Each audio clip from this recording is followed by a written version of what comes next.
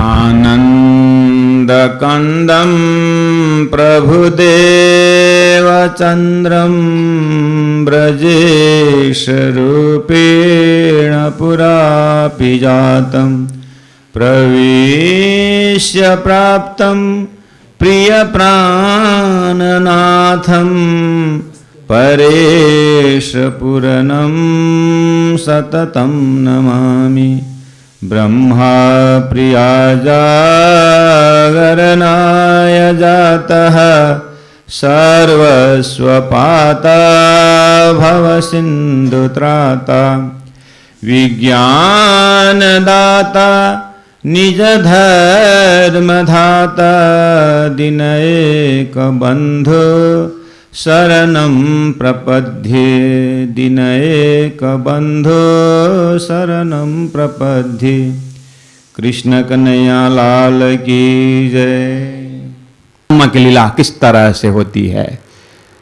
अपने आप को ब्रह्म रखिए। कौन मेजर करने आता है? कौन आपने आता है? तुम ब्रह्म की है, समझने के लिए कुछ भी कर सकते। अपने मन का ही रूप को देखो। हम देखें वॉच योर माइंड करके बोलते हैं लोग। अपने मन को देखो बोलते हैं। बस वो जब हम जागृत में रहते हैं तो हमारा मन पता नहीं क्या क्या रूप धारण करता है। थैंक गॉड सुबह से शाम तक जो भी हम सोचते हैं वो रूप धारण नहीं करता है, इसलिए आनंद से बैठने को मिल रहा है। नहीं तो ये सब कुछ रूप धारण कर लेता तो मेरे प्यारे आज दुनिया कैसे होती। संसार छोटा पड़ जाता है, लेकिन अक्षर ब्रह्म इतना बड़ा है, वो अनंत है। इसलिए उनकी विचार का सब रूप धारण जब करता है तो अनंत रूप में वो अक्षर ब्रह्म अपने मन के तरंगों में आनंदित रहता है। अक्षर ब्रह्म की लीला है। अक्षरातीत परब्रह्म परमात्मा ने उसी वृत्ति को, जिस वृत्ति में अक्षर अपने आप को कल्पना में अनंत रूप बनते थे, उसी को उन्होंने स्वप्न में जैसे ही डाल दिया, जैसे वे नींद में चले गए। जैसे हम अभी बैठे बैठे जैसे हम सपना देखने शुरू करते हैं तो जागृत जैसा का तैसा ही रहता है और मरा भी नहीं है, चला हिला भी नहीं है। बस बैठे बैठे हम नींद के आवरण में अपना सपना बना करके भूलते हैं। एग्जैक्टली लाइक दैट अक्षर ब्रह्म जब अपने जागृत का सारी वृत्तियों को भूल करके एक स्वप्निक वृत्ति द्वारा नारायण बन करके जब ईश्वर बन जाता है, यानी नारायण बन जाता है, और नारायण एक ओम श्याम जैसे उन्हें सपना में हम बहुत हो जाते हैं, ऐसे जब बहुत हो गए अक्षर ब्रह्मा नारायण के माध्यम से, तो बस अक्षर के जागृत में जो ज्ञान था वही ज्ञान वेद बन करके उनके सपना के ब्रह्मांड में आया, और वो वेद का ज्ञान उस जीव को समझा रहा है कि तुम ईश्वर के अंश हो। सही तो बोल रहे हैं। जब तक हम इस ट्रैक को तारतम्य द्वारा सृष्टि का महाकारण कॉन्सेप्ट जब तक क्लियर नहीं होता है, यहां पता नहीं कौन किससे प्रार्थना कर रहा है, पता ही नहीं जाए कब से प्रार्थना शुरू हुआ। बताओ ये क्यों कर रहे हैं ये सारी प्रार्थना? क्या जरूरत थी ये सब? जब सच्चिदानंदमय है तो फिर ये असत दुख संसार करके क्यों व्याख्या कर रहे हो? बस जब आपको तारतम्य द्वारा उस अक्षर की जो महिमा वाली जो कॉन्सेप्ट जब क्लियर होता है, प्यारे सुंदर साथ भक्तजन महानुभाव, वैदिक मंत्रों के इन शब्दों को तो ऐसा लगता है आपको कि आप जैसे सागर को दर्शन करके आए और गांव के कुआं में बैठ करके आप कुआं का वर्णन कर रहे हो। मिश्री का पहाड़ दिख के आए और चीनी में आप भूल गए हो। कहने का मतलब है सूर्य उदय के बाद दिया का जैसा रूप आपके हृदय में कंपैरिजन होता है, ऐसे ही तारतम्य कॉन्सेप्ट के सामने वैदिक मंत्रों के जो शब्द है कितना बढ़िया है। ठीक है, शुभ्रम है, शुद्धम है ब्रह्म। तो ये सूत्र किसके लिए बोले? अक्षर ब्रह्म का। क्योंकि सृष्टि में जीव जब इस तरह से ध्यान करते करते हिरण्यगर्भ अर्थात ईश्वर में मिलेगा। अब ईश्वर का मूल स्रोत अक्षर ब्रह्म है जो जागृत है, और जागृत में जो सच्चिदानंद स्वरूप है उसका अंशत आकर के अंशात अंश होकर के वैदिक मंत्रों के माध्यम से, संतों के माध्यम से उस जीव को समझाया जा रहा है। और बोलते हैं इससे शुद्ध हृदय पवित्र होता है, शुद्ध अंतस्करण हो जाता है, पवित्र हो जाता है, सत में स्थापित हो जाते हैं। उसके बाद मोक्ष के लायक बन जाता है। तो मोक्ष के लायक बात इसी को बोलते हैं तारतम ग्रंथ में कि परब्रह्म परमात्मा ने अपने ब्रह्मात्माओं के लिए जो नाटक रची गई थी, ये खेल बनाने का, जो सृष्टि बनाने का कारण यहां है, तो ऐसा खेल देखने के लिए वो परब्रह्म महाकारण के ब्रह्मात्मा संसार में आई है या आने वाली है। ऐसा जब अक्षर जैसे ही नारायण बन गए, तब ब्रह्मा जी का 50 वर्ष तक, और ब्रह्मा जी का 50 पूर्व प्रारब्ध खत्म होने के बाद फिर जब दूसरा प्रारब्ध प्रारंभ हुआ, तब जाकर के ये सारा, तब तक ये समय क्यों पकड़ा रहे हैं, समय क्यों पकड़ा रहे हैं शास्त्र में, और 28वां कलयुग का गुणगान क्यों गा रहे हैं। और इतना ही नहीं, पूरा समय देखा करके फिर प्रलय भी कर रहे हैं शास्त्रों में। तो सृष्टि करना है क्यों, प्रलय करना है क्यों, ऐसा क्यों हो रहा है, इसका महाकारण है, वो महाकारण वही है, तारतम्य बताता है। इसलिए अब इस मंत्रों में से, इस वैदिक मंत्र में इतना सुंदर परमात्मा की व्याख्या जो कर रहे हैं, उस रूप का, उनका होने का, उनके अस्तित्व की जो चिंतन करा रहे हैं, ये तारतम्य की नजर से जब, तारतम्य की बीजन से जब देखेंगे, तो उस जैसे हमारा स्वप्न का शरीर जो चला गया, और स्वप्न में हमारा जितना भी जीव है, मेरा सोया हुआ शरीर को गुणगान गा रहा हो, वास्तव में सही गा रहा है। उस सामग्रियों के विषय में यहां पर शुभ्रम है, और शुद्धम है, पवित्रम है, परिभू है। तो वो जो सपना देखने वाला दृष्टा जो है परिभू है, वो जागृत को भी जानता है और सपना को भी जानता है, लेकिन सपना में जो जीव है वो जागृत को नहीं जानता, इसलिए परिभू नहीं होता है और स्वयंभू नहीं होता है। लेकिन सोया हुआ शरीर स्वयंभू है, उसको वो अपने मस्ती से वो देखता है, विचरता है।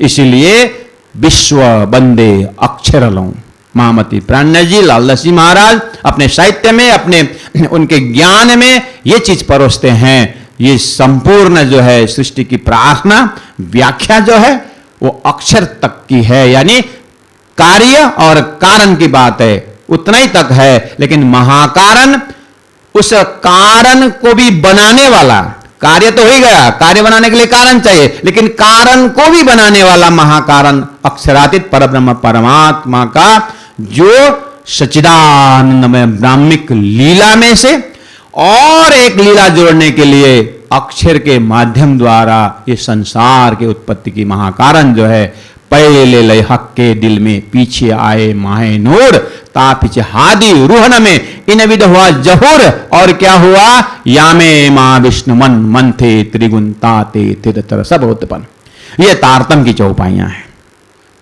ये परब्रह्म परमात्मा ने सदगुरु देवचंद्र जी महाराज को और इन सभी शास्त्रों का अध्ययन मनन निधिध्यासन करवा के 40 वर्ष की उम्र में परब्रह्म परमात्मा ने फिर जो है एक तारतम्य भीजन, जैसे मैं टीवी का उदाहरण देता हूं कि पहला जो है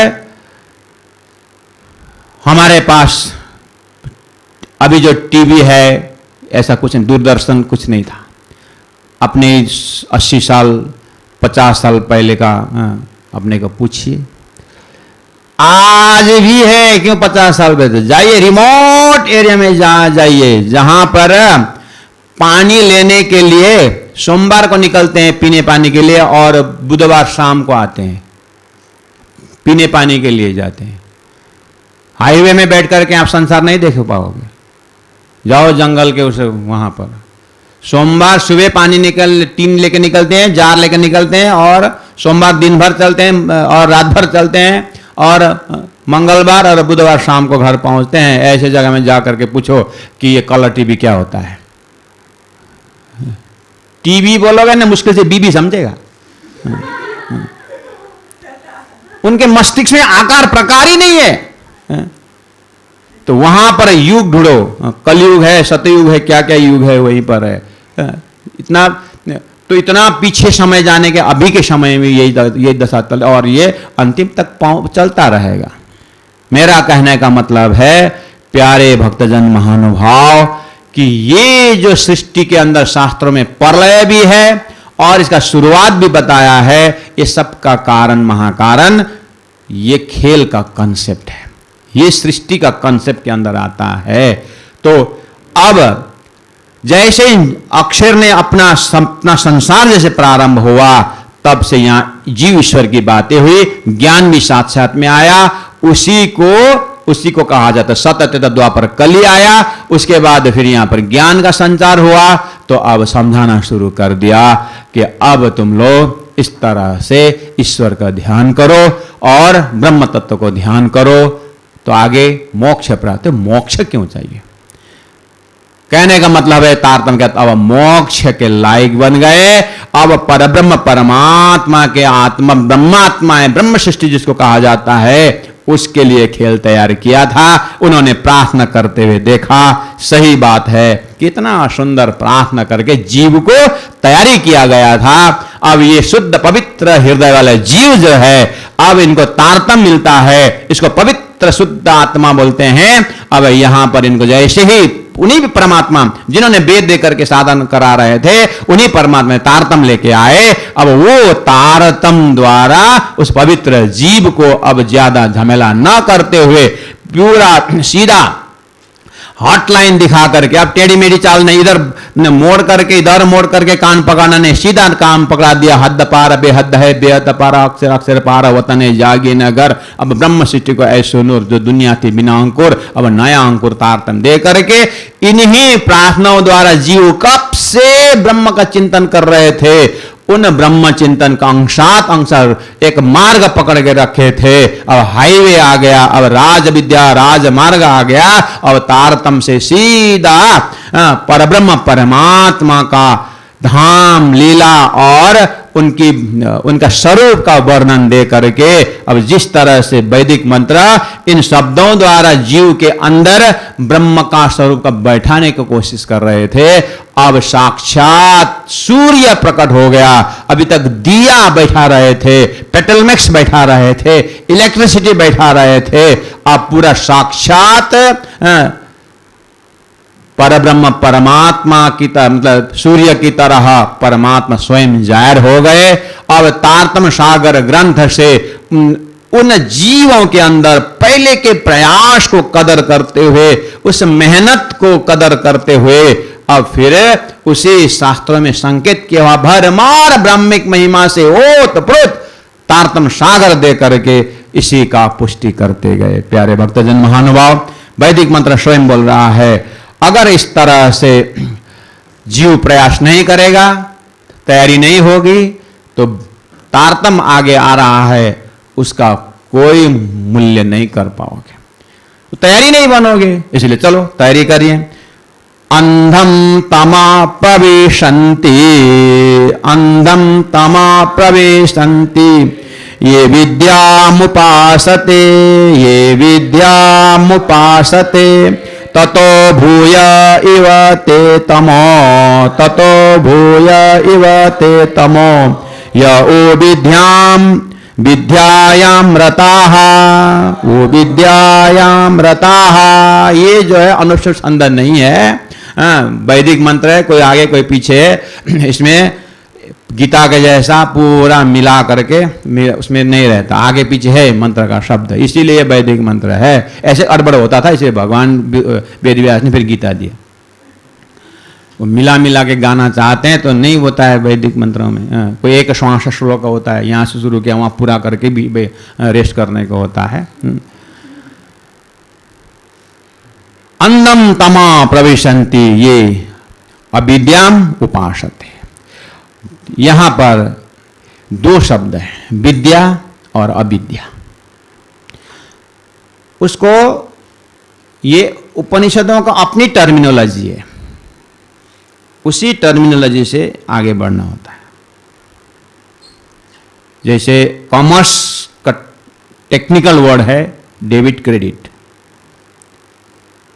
अब उसको प्योर साइंस के स्टूडेंट डेबिट क्रेडिट पहला मैंने एक बार सुना था करके बोलेगा, उसका वो साइंस शब्द में डेबिट क्रेडिट उसका अपना ही शब्दावली होता है।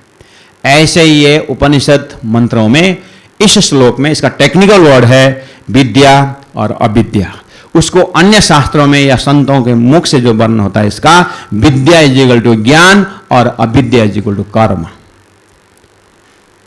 यहां x is equal to y बोल के जो मैथमेटिक्स शुरू होता है ना, ऐसे ही विद्या इज इक्वल टू ज्ञान, लेकिन अविद्या इज इक्वल टू कर्म। बस इस श्लोक में मेन दो शब्द ये है। तो कहा अंधम तमा प्रविशंति, तमहा घोर अंधकार में प्रवेश होता है ये नरा, ये मनुष्य कौन? अविद्याम उपासते है, अविद्या को उपासना करने वाला। अविद्या पहले क्या बोला? कर्म। अविद्या मतलब कर्म, कर्म को पालन करने वाला, कर्म को करने वाला घोर नरक में जाएगा। अब बर्बाद हो गया। लेकिन ततो भूय इवते तमो, उससे भी और ज्यादा नरक कुंड में पूरा एकदम पूरी तरह नरक में और बढ़िया से डूबेगा, मरेगा, पचेगा। कौन? विद्यायाम रताः, विद्या में आसक्त पुरुष। ले, साधु संतों की उल्टी वाणी बरसे कमल भीगे पानी बोलते थे, उपनिषद में उल्टी वाणी आ गई। अविद्या का उपासना करने वाले नरक में जाए, वो तो लगता भी अविद्या मतलब अज्ञान है तो जाएगा। लेकिन विद्यायाम रताः, ज्ञान में डूबने वालों का भी ये हालत, ये कैसा है? बस तो श्लोक नंबर मंत्र नंबर 9 और 10 में इसी भाव को व्यक्त किया है। और अब आज से आगे तो हमारा उपनिषद मंत्र का पूर्णावधि नहीं, विश्राम है। लेकिन ये पूरा 18 ही जो है उसमें से मैं आज 9 में हूं और 9 बाकी है। टोटल श्लोक, टोटल मंत्र 18 है, हम 9 तक हम पहुंचे। तो इस साप्ताहिक कार्य में 9 पहुंचे और साप्ताहिक में 9, टोटल कितना होगा? 18। सर साहब में 18,000 मंत्र है, उन्होंने 18,000 पूरा कर दिया, हमने 9 पूरा कर दिया।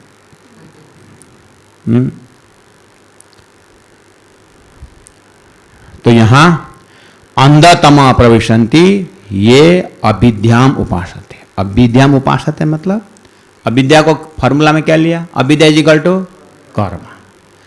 बस कर्म करने वाला नरक में जाएगा। कौन सा कर्म करने वाला? कर्म का कॉन्सेप्ट अब शुरू होगा। ये वैदिक मंत्र एक खाता खोलवा देता है, हाँ, इतना बोल के शंका डाल देता है। अब मंत्र अपने आप आगे बढ़ते जाएगा, लेकिन अब वहां समय नहीं है तो आपको मैं एक खुलासा कर दूं, इसी में मैं इसको निपटारा कर देता हूं।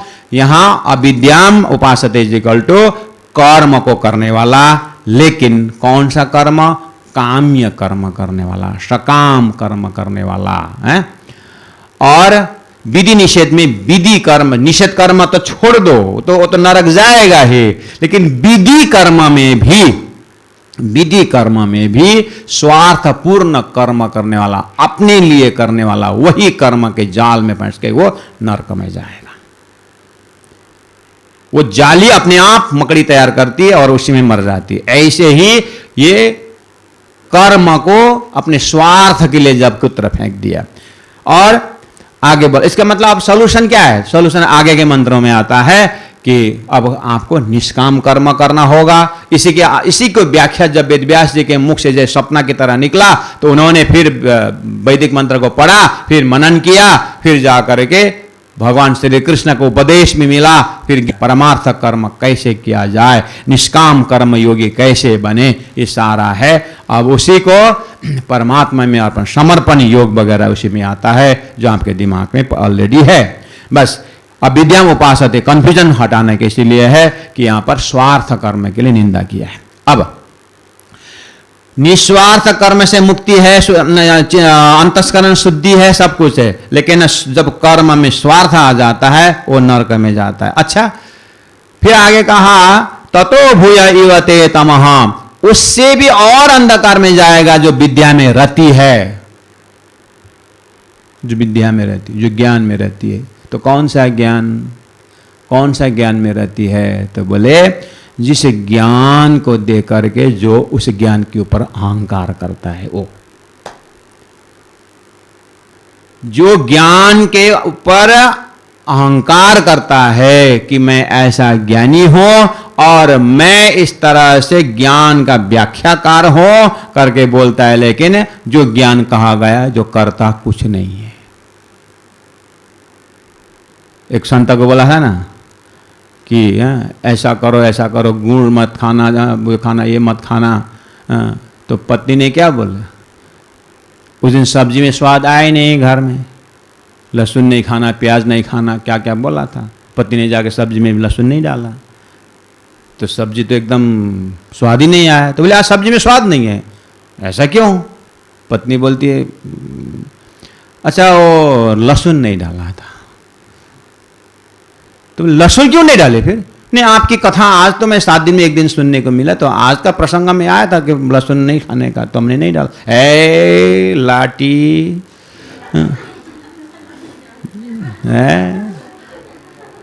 तू तो बुद्धू है, वो किताब के नहीं खाने का, दुकान का तो खाने को चलेगा, बस किताब में जो है नहीं खाने का। कहने का मतलब ज्ञान बगरता रहता है, करता कुछ नहीं है। अब बोले कि कोई तो महाराज आप बोलते तो लेकिन ये तो करते नहीं हो, तो क्या बोलेगा? सब मैं करूं, तुम लोग क्या करोगे? फिर जो उपदेश दिया गया सब मैं करूं, तुम लोग क्या करोगे? फिर उल्टा डांट डांट करके करवाता, लेकिन खुद करता नहीं है। बस ऐसे भी ज्ञानी है, बस ऐसा ज्ञान वाला तो वो कर्म नहीं करने वाला या दुष्कर्म करने वालों से भी और गए गुजरे नरक में जाता है। ज्ञान का रास्ता और खतरा हुआ। तो ऐसे ज्ञानी होने से अच्छा मूर्ख होना अच्छा है। तो कम से कम वो महाकुंभ में तो नहीं पहुंचेगा। इसलिए विस्ता में भी देखना, महर्षियों का विस्ता ज्यादा दूर नहीं है,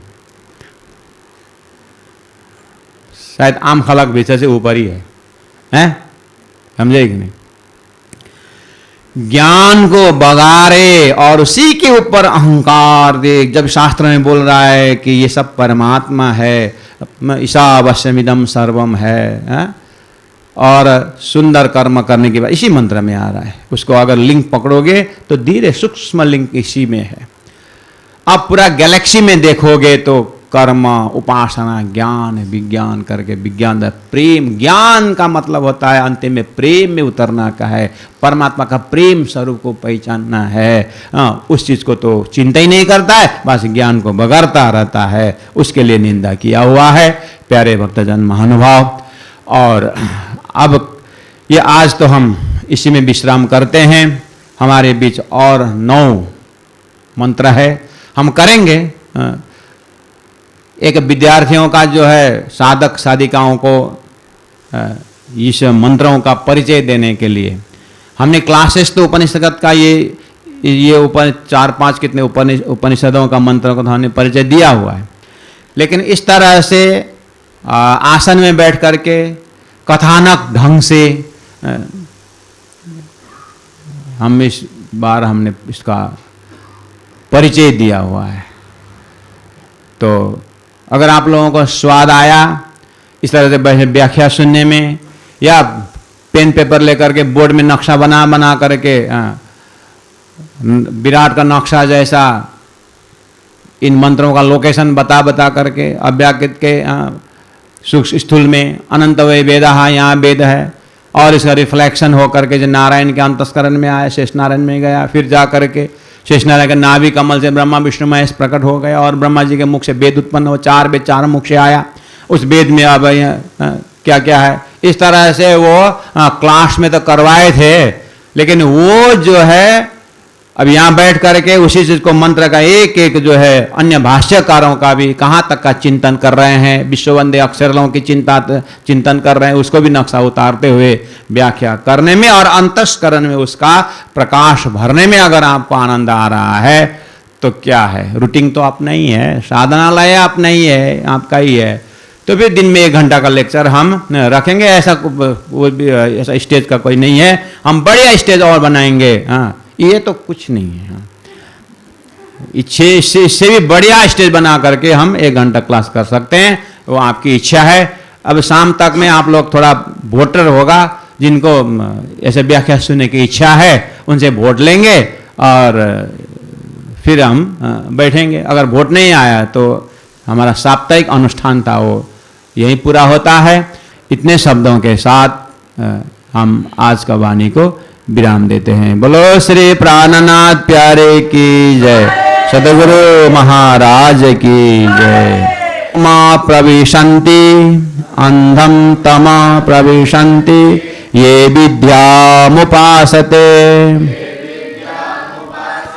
ततो भूय इव ते तमो, ततो भूय इव ते तमो य ओ विद्यायां रताः, य ओ विद्यायां रताः। बोलो श्री प्राणनाथ प्यारे की जय। ईशावास्यमिदं सर्वं यत्किंच जगत्यां जगत् तेन त्यक्तेन भुञ्जीथा मा गृद कस्य स्विद्धनम। बोलो श्री प्राणनाथ प्यारे की। पूर्णमदः पूर्णमिदं पूर्णात् पूर्णमुदच्यते पूर्णस्य पूर्णमादाय पूर्णमेव वशिष्यते, पूर्णमेव वशिष्यते।